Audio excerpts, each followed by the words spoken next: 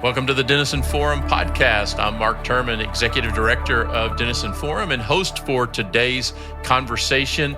As always, we hope to be able to equip and encourage you to live by faith and not by fear.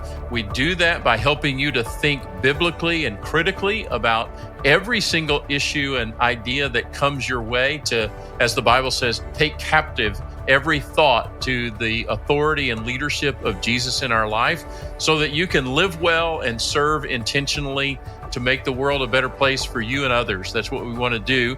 And today we want to jump into a topic that we've been touching on really this whole year. Our producer, Catherine, and I sat down and talked, and we said we wanted to do some work this year to help believers to understand AI, artificial intelligence. But we also knew that we probably couldn't do one conversation, and we might not need to do those conversations all together.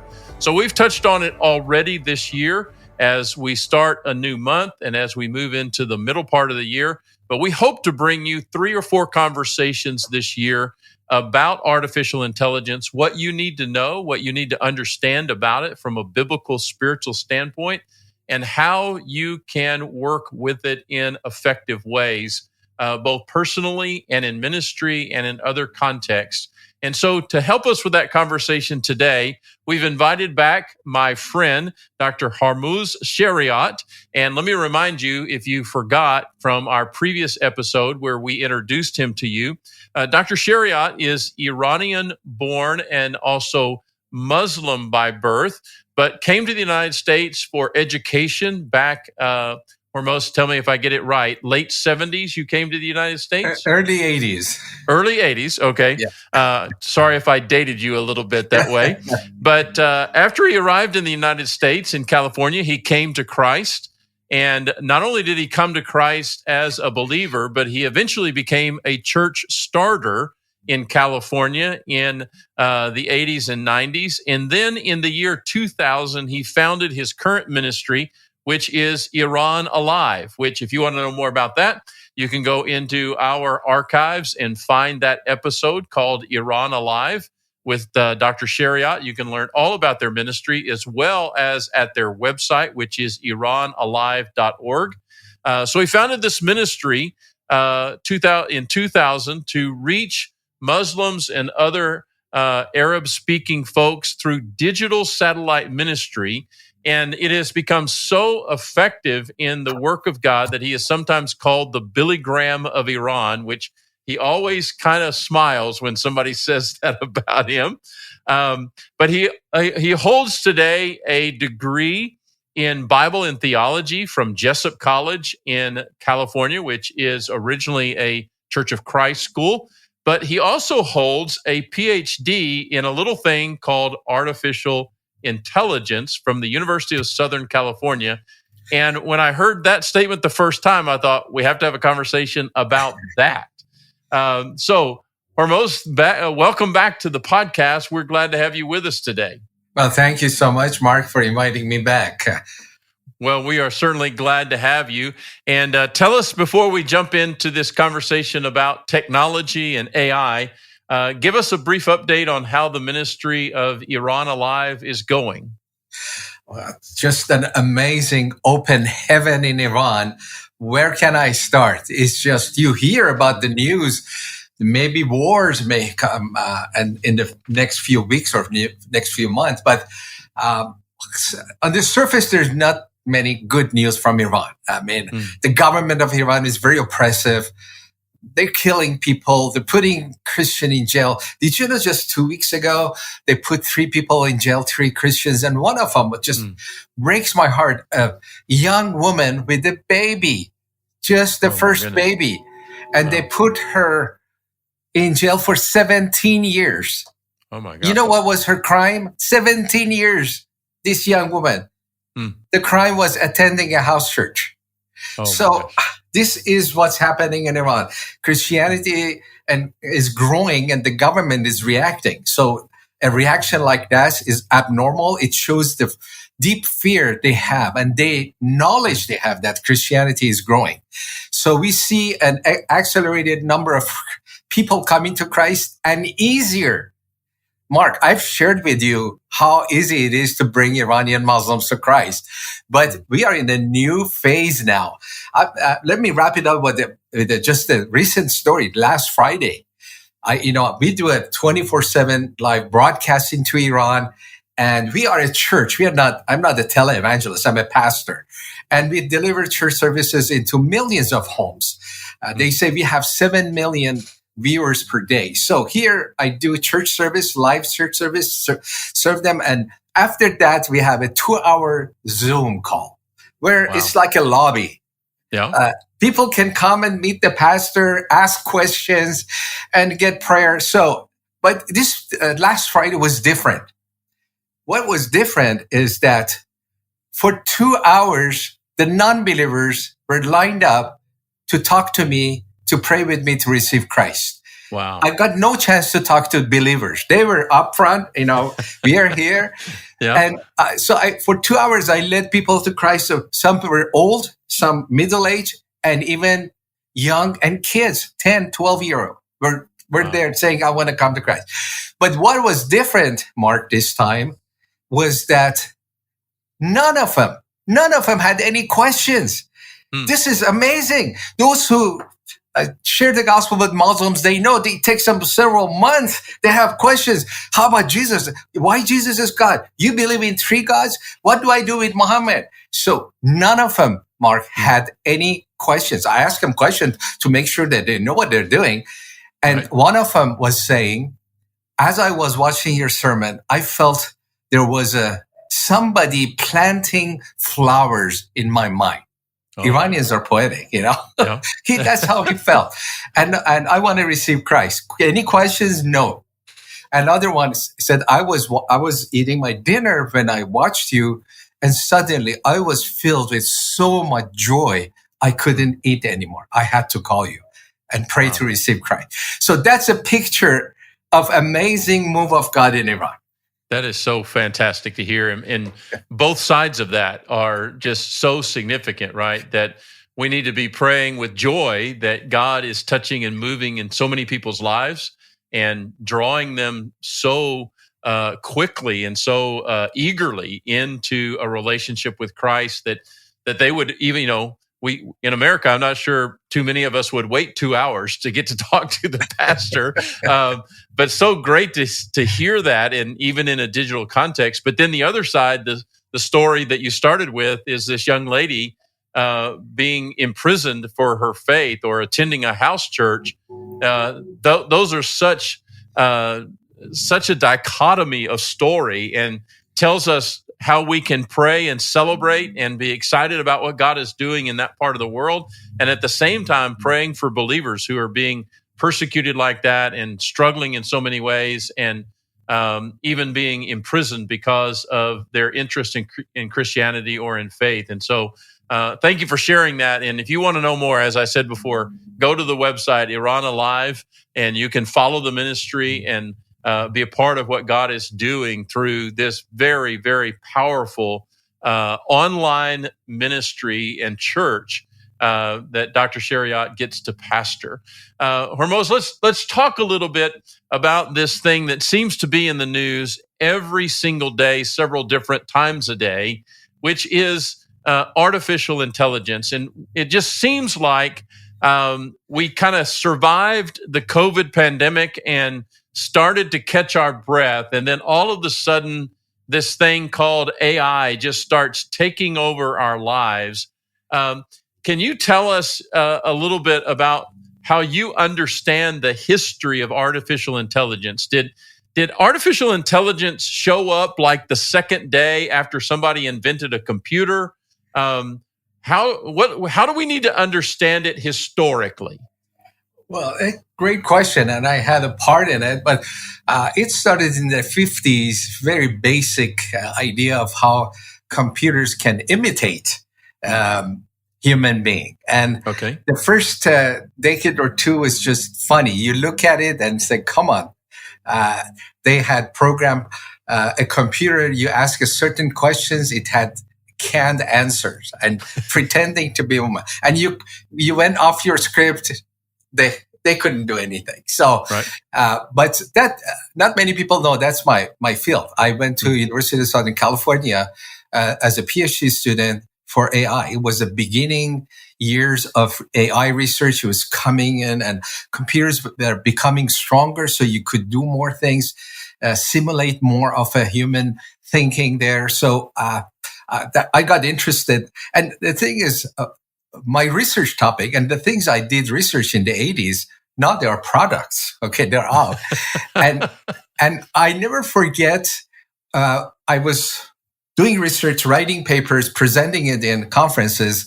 And in some conferences, there were, of course, panels. I never forget the panel. I wasn't on, but I was watching. I was just a student. So there were professors on the panel and experts, and international experts on the panel. I was just listening, and they were discussing about the future of AI. And one of them said, and I think everybody was optimistic, but this one person said, I think it will going to take 40 years before we see any fruit of AI for the society. And everyone said, come on, we are making so much progress. It's the 80s. I mean, we're doing this, we're doing that. So they were opposing him, and he was saying, no, it takes 40 years. And he was right. It took 40 years to get to where we are. A lot of money, a lot of research, a lot of brain over 40 years. Bright people have worked to solve the problems. AI had many great obstacles to go through, and they have done it. And this is an amazing breakthrough, the AI that we are facing. So that's a great word, breakthrough, that I want to get you to kind of unpack for us. What breakthrough has occurred in the last 2 or 3 years that has brought AI to the forefront now? Why your friend that or the panelist that said it would take 40 years, and it now has, from 1985 or so to now. What has been the pivot point, the breakthrough that has brought AI to the forefront in this moment? Well, there are several, but the core of the AI breakthrough is called natural language understanding. That was the greatest obstacle to go through that. Getting a paragraph and really understanding it, what it means, what it's saying, what is important, and being to digest it and respond it. The core of AI is that. And of course, after that is side issues like voice recognition and face recognition, imitating voice and face. Those are side issues, but the core is natural language understanding. Okay, so I assume that just by the terminology, natural language understanding, that really is something of the foundation of what we now have kind of been introduced to and what are commonly referred to as AI large language models, now been introduced to us in programs and applications like ChatGPT, Gemini, Grok, and there are a few others. Seems like several more people are inventing their own version. But these are, well, you tell us, based on language, a simple understanding of what a large language model does. That's why it's called large language model, because understanding human beings is not that easy. It took him 40 years to get to that point. What it really means, parsing one sentence, we take it for granted. But parsing a sentence, who is talking? What does it mean? What's the implications? What questions? And so it takes large computers to process. They may have had this theory 10, 20 years ago. They couldn't implement it. They might have it in a paper and present it in a conference, but implementing those ideas all depend on powerful computers. And once the computers became powerful the last few years, the power of a computers grow exponentially. Every year and a half, it doubles. That's what they say. So now, because of the large computer, you can parse one sentence but it takes a lot of computer power, a lot of understanding of what this means and how does that relate to the truth, to the facts in the world. I mean, when you as a human, you read a statement, you're bringing all your knowledge of the world to it. What this person means. What is he talking about? What's the fact about the people psychology, the facts about the world, how what it is right now. So it needs a lot of computer power just to parse one sentence. That's why they say large language model. Okay, so what I hear you telling me is like for the average person that in the last number of years has gotten a smartphone, and we've all become people who use our phone not to talk on the phone so much, but to text on the phone and to search for other things. But when we're texting each other, and we all started to experience what cell phones have as autocorrection. For a computer, which is what our cell phones are, for a pocket-sized computer to be able to autocorrect what we're typing with our fingers takes an enormous amount of learning and technology and computer power. Am I understanding you correctly? That's right. You just go from there and expand it, and it's much more than what you see, and you're gonna see more how it impacts even your texting, your interaction with other people. We humans, we are looking for comfort. We want to make things easier for us and convenience, and less stressful, more impactful. So any tool that can help us, we just dive in, just like mobile. And AI will be like that. AI will be so helpful, and it's already is, but it's going to explode in every way of our life. It's going to be so helpful that and any person who wants comfort, doesn't want stress, of course, they're going to dive in and use it. And if you don't use it, it's like somebody saying, I don't want to use cell phones. I don't want to use my mobile. Okay. Yeah. I have this calendar. I have this Rolodex. I have this. Yeah. Okay. But life is hard for you now. No.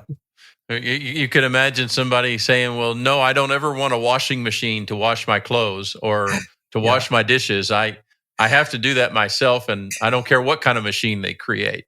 That's right. Or to heat and cool my house, right? Exactly. Yeah, good analogy. Tell us a little bit.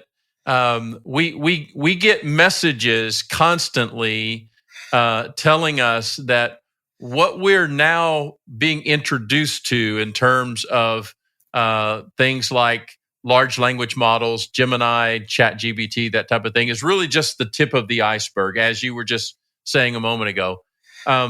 Give us an understanding of what they're already kind of hinting to us. Well, what's coming is what's called generative AI. Can you tell us kind of the difference between what we might call today's simple AI models that deal with, creating words or rephrasing paragraphs that we might write, that type of thing? What's the idea of generative AI that's coming down the road? Well, it's a natural consequence of understanding. You as a human being, if you understand a subject, if you understand the subject well enough, then the next step is, okay, tell me what it is. Can you come up with new ideas? Can you generate new ideas? That's just natural consequence. And so when AI understands a field, number one is writing and producing. That's what everyone is a part of. But it could go, and it's already going in that way, producing music, producing videos, producing songs and voices, doing a podcast. I saw a demo of a podcast. Mark. Right. You and I could be replaced by computers. By a replica, not by anybody else. My face, my voice, your voice. Give them a script. They will produce a podcast. Wow. Okay. So we're also, when we start digging around in this, people that have been educated and trained and helped us to move in this direction, they will tell us over and over again that any AI model or tool that you're using right now is able to do what it is able to do based on how it has been trained, and it has been trained on data. What, if any, concerns do you have about who is building and training AI models and how they are being trained and programmed?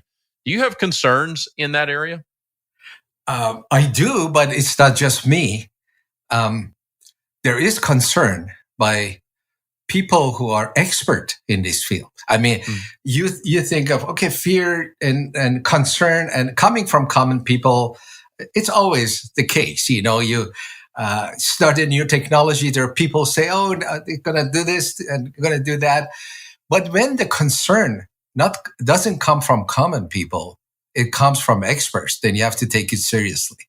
So the concern about the future of AI and how it could be destructive or abused by evil people and be out of our control to stop that. This comes from experts, not just the common person who is just, oh, I'm afraid. No. So it's real. That concern should be there, and it's real. Yeah, because it kind of goes back to what you were saying a moment ago, that it takes enormous progress and enormous computing power to get a machine like a computer to have even a basic understanding of reality. Of, machines do not feel, and they do not think and experience life in all of the aspects of what human beings do. I heard the Christian pastor and leader John Piper talking about this just a week ago, that they do not have an understanding of right and wrong the way humans do. They do not have a fundamental grasp of truth or ethics or morality. They do not have, like I said, a basic understanding of reality. And how they gain even the most basic understanding of some of those concepts is going to be guided by whoever is guiding them. Am I thinking about that correctly? You're right. They don't have morality. They don't have feelings, but they can fake it in such a way that looks very real, very real. They have the capability. Even more than most humans, they have a capability to study you, Mark, to know what you like, what you don't like, to know what kind of language impacts your feelings, positive or negative. They can study you and they can adjust the wordings to you to be impactful on your emotions. So when we say they don't feel, it doesn't mean they cannot impact our emotions. By studying us, by producing video, even fake news, whatever that we consume, they can produce what we consume in a way that impacts not just our mind, it impacts our emotions, and most importantly, it impacts our decisions. That's what even now the media wants to do, or trying to use media. Humans have been trying to use media to impact our thinking, our emotions, our decisions, our political understandings. I mean, now they have a tool to adjust to individual persons. Before, even now, fake news, what does they do? They produce a news item for consumption everybody. Okay, right. Here's on CNN. You watch it, you don't like it, you watch 10 seconds or a minute, you don't like it, and you switch, you don't watch. But what if CNN and CNBC or Fox News, I'm not just talking about negative, but what if the news, and they would know you personally, your interest, how to impact your thinking, how to impact your emotions. What if they can produce a news item just for Mark? Wow. They know you to me. They're capable of doing that. So I heard, I think it was the Christian thinker and writer Andy Crouch, who had a conversation around this not so long ago that I caught, and he likened it to understanding it as magic. And we see some things in the Bible, particularly the book of Acts. There's a very interesting, almost comical story about the intersection of faith in an experience of magic, and you get into areas of the occult and that type of thing. Do you think that's a helpful way to think about this? That if we don't put up proper boundaries, if we don't think deeply and biblically about this, that because of artificial intelligence's ability to fake reality in many ways, that we could be easily deceived. We could be taken down deep trails of distraction and deception that we really haven't seen up until now. Is magic a good metaphor? Magic is a word, and I like the word used. I don't use magic, but I like it because it kind of points to a supernatural. So there is a supernatural for us. Christians, we don't call it magic, but we know there is a dark spirit, and they try to fake, even with signs and wonders. Matthew 24:24 warns us in the latter days that there will be fake signs and wonders, something amazing, superhuman happening, so that if it was possible, it would deceive the believers. So even believers are in danger of believing something that is from God and it's not from God. So, and with AI, they can fake so many things, even fake spirituality. So even believers could be deceived. Are you feeling overwhelmed by everything going on in our world today? Yeah, us too. Hi, I'm Connor Jones. And I'm Micah Tomasella, and we're two young millennial dads and longtime friends navigating the never-ending stream of news, politics, sports, entertainment, pop culture, and technology. Each week, we dive into the stories that matter, from the latest TV shows, movies, and celebrity buzz to trending topics in politics, sports, and tech. If it's making waves, we're probably talking about it. So join us every Thursday on Culture Brief, the newest Denison Forum podcast, where we break down the week's biggest stories from a Christian perspective. Expect laughs, insights, and a bit of everything in between. Whether we're informed or still figuring things out, we're here to bring you entertainment, encouragement, and to apply biblical discernment to the culture around us. So tune in and catch up with us weekly. It's time to make sense of it all together. Don't forget to hit follow so you never miss a new episode. Yeah. So something for us to really, it's one of those things that we may not want it to be this way, but it is become a reality, very quickly becoming a daily reality for us. If you're using a cell phone or you're using a computer to, find out what time your movie that you want to go see is starting, you're using some form of AI already. If you're using a map program to get you from here to your vacation spot, you're using an AI experience, and depending on a lot of things, that data is being collected and used for certain purposes, including learning and understanding your preferences and other things like that. Hormoz, I was listening to you and I live in the Dallas area. I have friends and connections at Dallas Baptist University. They recently hosted a webinar that is available through their Leadership Institute. The webinar was called AI and the Soul. One of the things that they talked about was the idea that AI is not just a tool. You and I had a conversation about AI as a tool, not necessarily good, not necessarily bad, depending upon who's using it and how they're using it. But in this webinar, they described AI as a phenomenon. The definition of that might be something like an extraordinary, usually significantly destructive force that alters the way that we experience life. Is that going too far in it as a description of AI? I think that's a reality, and we have to face the reality so we can deal with reality. It is moving in that direction, and it's going to impact life that deeply in every aspect. As we just talked about, it can impact your emotions and your decisions. Not just your thinking. It's not just giving you knowledge. The evil one does not want to just change your knowledge, even though number one goal is to impact our thinking.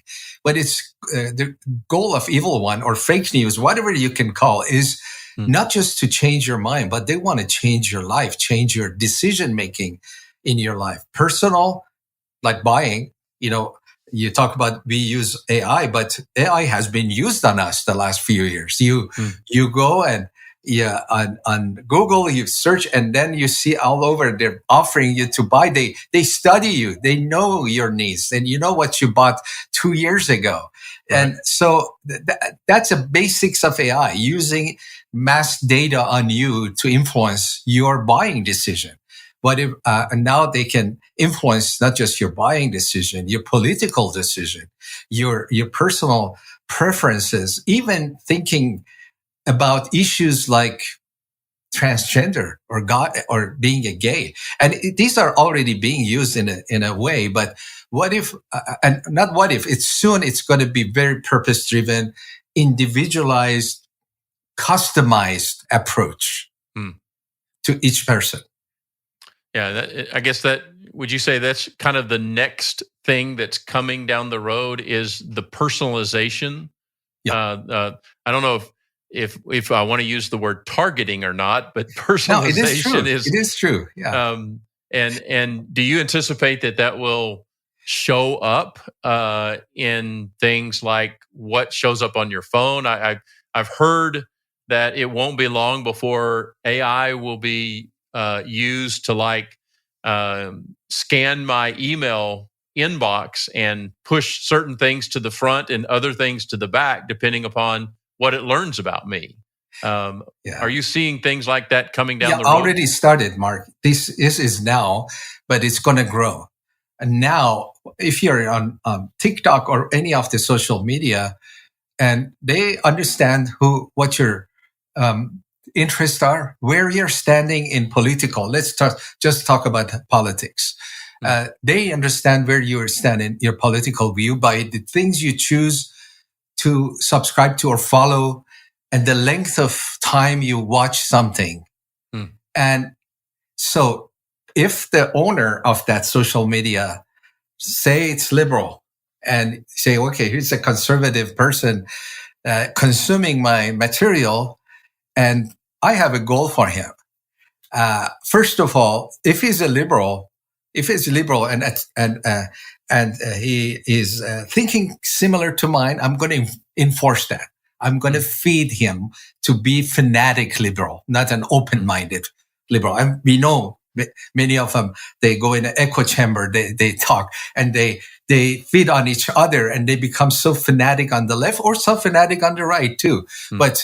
But most of these social media is on the left, so that's the example I'm using.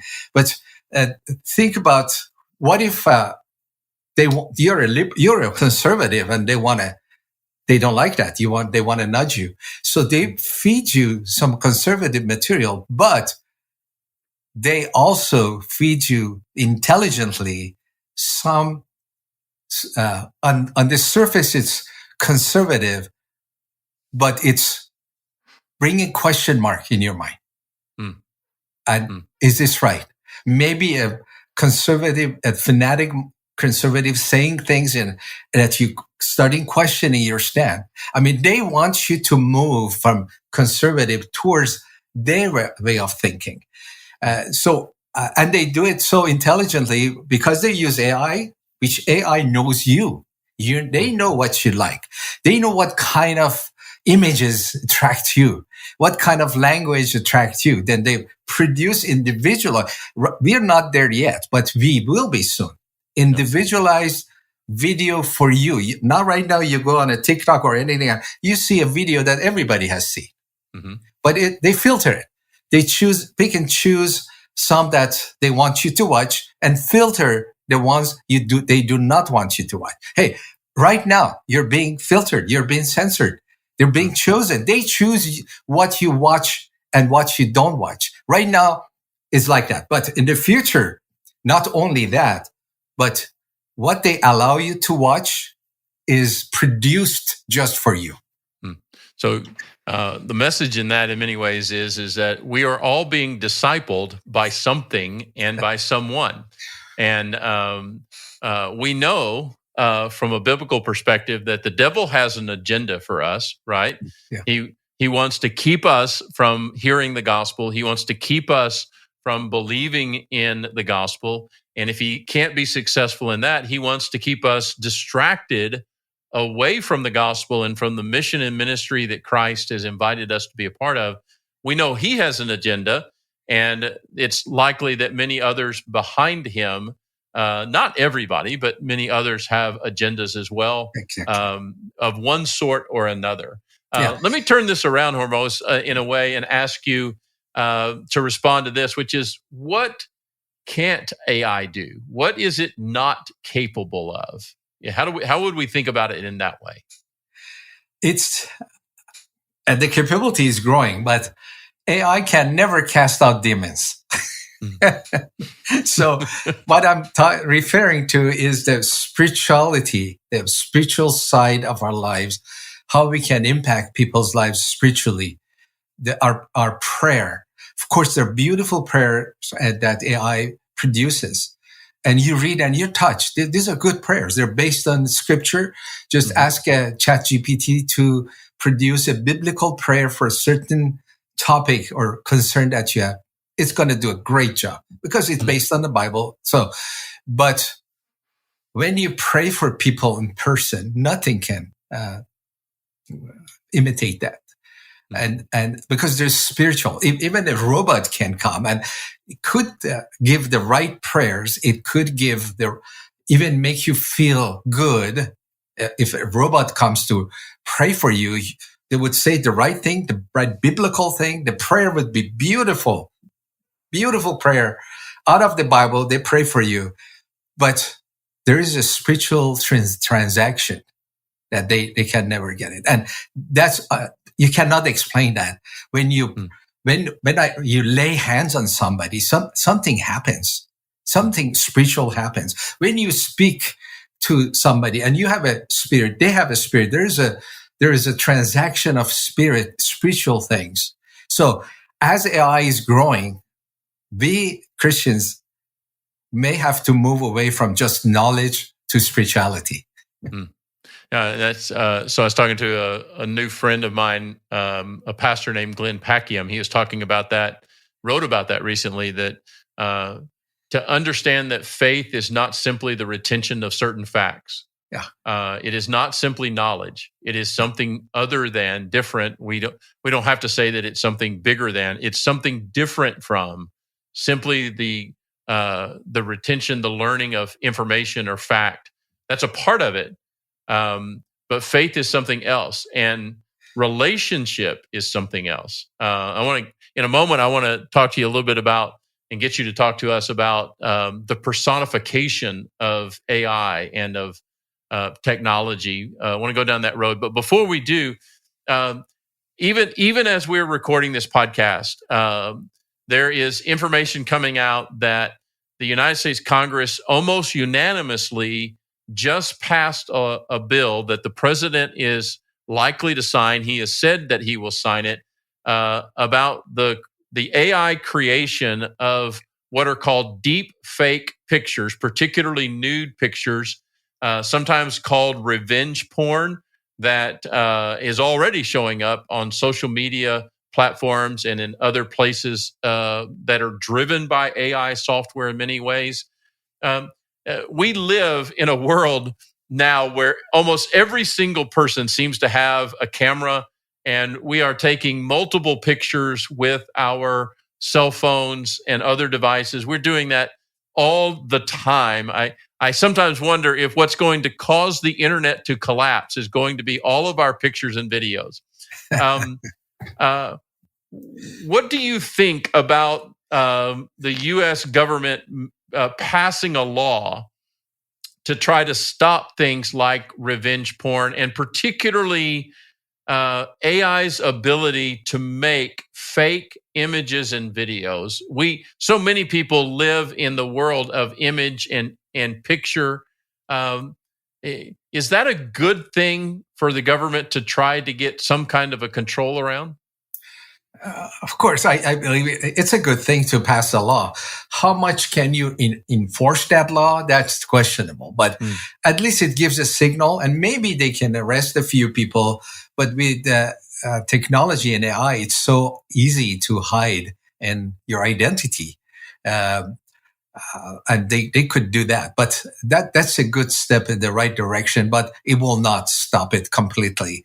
Like child pornography is a crime, and it's a good law, and they catch people, and it slows down that type of activities, but it doesn't stop. And now with AI, with AI, not only you can hide your identity for your protection, the criminals can hide their identity too. It's so hard to find them. And who did this? Who did this fake porn using your face? Yeah. Yeah. It seems like we're already seeing at least kind of the early indications of the response of people in the technological world who are creating tools that can expose if something fake is being created, either in word or in image. Am I right in understanding that's the counterbalance that's already starting to grow? Is that right? That's right. Finding fake, and it's getting harder to realize between fake and reality. Even now, you watch last year, if you watch the video, you can say, "Oh, that's AI, that's AI," and still you can for the most part. But right now, Mark, there are some versions that are coming out. You cannot say, "Is this real or is this AI?" Yeah. And as it gets better, it's going to be harder to recognize, even with computers. It's going to be harder and harder to recognize between reality and fake. Yeah, and hopefully there'll be a whole lot of people that start creating technologies that help to identify those things, because our general understanding, just with the naked eye and everything, you won't be able to see it. You won't be able to tell it. It'll be so high in quality, which kind of brings me around. I wanted to ask you from a Christian perspective to talk about. You're talking about the emotional impact, even manipulation that AI will be more and more capable of.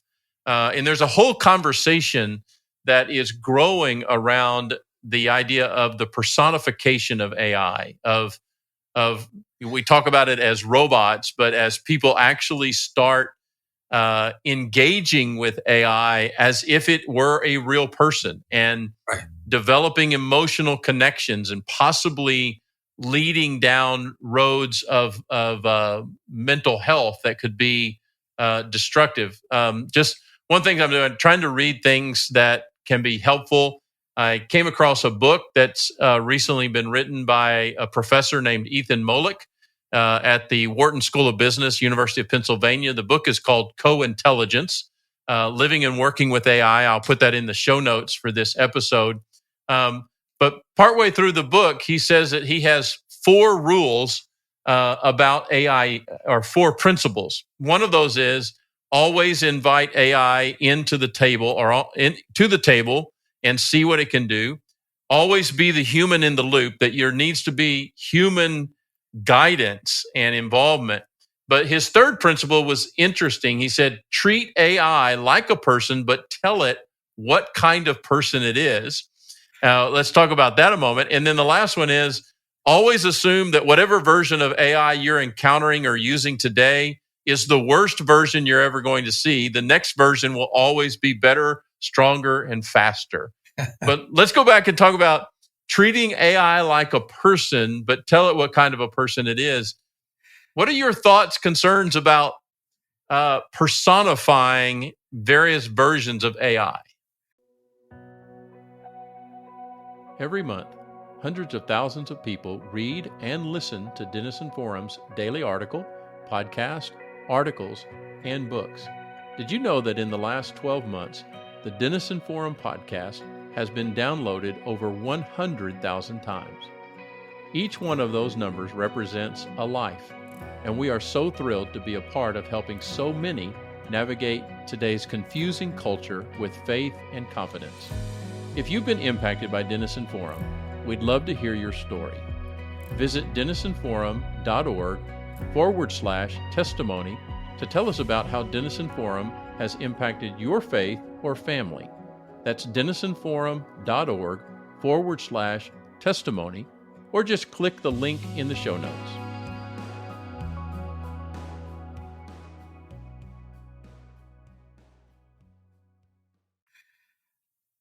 Well, talking about emotions and personifying is talking about a relationship with a person, and of course AI is not a person, but people emotionally can get attached, and it's easy. You have to be conscious that oh, this is a machine. We humans, we get attached emotionally to non-living things sometimes. Some people get attached to their car. They put a name on their car and they have a feeling for that car. Really. And of course, dogs, they are not human, but how they love us, sure. Yeah. Love us unconditionally, how they forgive, how they treat us. We know they're not humans, but kind of you get emotionally attached to that dog. When I use AI and ask a question, always the first paragraph, it's so positive, encouraging. Hey, Hormoz, you're so intelligent to ask these kind of questions. I mean, you get a feeling, okay, and when it's continuous, you like that. You like somebody who answering you start with such a positive thing, and you have to be careful not to emotionally get attached. But as a human, you like that. You like somebody say good things about you. So it's easy to connect emotionally, even to non-living things. That's our weakness as humans. Okay. Yeah. So we have to remember what's real and what's not, and what's truly human and what is not. And especially in a world that is already struggling with very, very deep levels of mental illness, deep experiences of isolation, even in a hyper technological world. The technology in some ways seems to be driving different aspects of isolation. People are choosing in many ways to relate to and through technology rather than directly and personally with other people in the context of a local church or within other community aspects. But it's a very different life and reality to deal with real people as opposed to dealing with virtual realities that are all around us today. Hormoz, I wonder, with just a few minutes left to talk about a few other things, how are you using AI in ministries and in ministry today? And do you have any suggestions for how individual believers, churches, pastors might use AI in a positive and redemptive way? Yes, of course. AI is a tool, and we got to use it as a tool, and it's going to enhance our ministry. It's not going to replace our ministry, but it's going to be a great tool for us to do our job. I mean, in our ministry, we are growing in use of AI. We just had a meeting a couple of weeks ago to bring two more areas that our AI team can implement AI to. So why? So we can serve the people better. That's the goal. It's a tool that you can serve the people better. And I can give you many, many examples. First is that personally, I use it for study and for understanding, for research a topic. When I do a sermon, I get help from AI. Sometimes I say, what does the science or psychologist say about this? I want to know what's in the field. I know about the Bible, but I don't know much about the same topic. How does the science and psychologists look at it, and what solutions they have? So it helps my sermon to be better and to compare it to the Bible. But for us, a better service to our viewers. We have 7 million viewers every day, and there are thousands every day who contact us. And we have counselors who answer them. Some of them are non-believers asking questions. Some of them have personal problem, marriage problem, addiction, whatever problem, they're asking for help and guidance. And we don't have enough people to really serve all of that in a high quality, in a deep way. Mm-hmm. So we are using AI first as a helper to our counselors, that they can, if they don't know a topic, they can get a help right away. But AI could really help them, at least at the forefront. That's help them the first few steps. When they ask a question that the answer is we already have the answer, they could interact with AI. May I say sometimes better than humans? I mean, I know that's controversial. I know, sure. But let me explain why I say that. Humans, we are moody. I mean, our counselors, they might be tired. If we have done this for hours, they're tired. And when we are tired, we have a shorter patience. Right. But AI never gets tired, always kind, always patient, always inquisitive. And so, and sometimes we are moody, We humans are moody, and one day we're very happy, very positive. One day we have problems.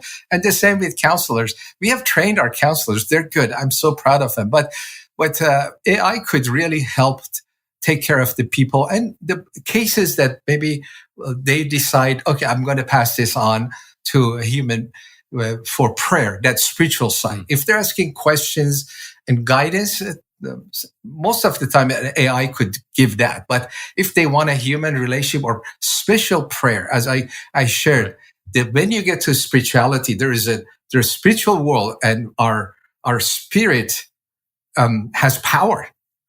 We have the authority in the spiritual world. AI doesn't have it. The robots don't have that. So when it gets to that spiritual domain of serving people, then nothing can replace a human being. So it's going to help us with all these people coming in, serve them to a certain point, and give them a few reasonable number of persons to our counselors so they can go deeper with them. Right. That's one way. We are using it multiple ways. Yeah, so there's a lot to learn, and that's one thing that we all need to understand is that there is a lot to learn. But theologically, biblically, we can say that computers and technologies will never be more important to God than we are. That's clear from the book of Genesis on. That there'll be a lot for us to learn, and there will certainly be some mistakes, and some of those mistakes could be very, very detrimental. But that's been true of virtually every technology that human beings have ever been enabled and allowed to create. We could talk about many examples, the atomic bomb and other things like that. But we know that God has given us as human beings enormous abilities and agency to create some amazing things that can also be used for evil. And we have to pray for that, pray for guidance in that. One of the reasons God wants us to pray for our leaders, and for, it says, all people in authority, is because there are human beings that have tremendous capabilities and tremendous potential to do either good or harm. And so we need to pray about all these things. But, AI can also be used in miraculous, redemptive ways. Would recommend our audience to visit the Museum of the Bible in Washington, D.C., if you never have.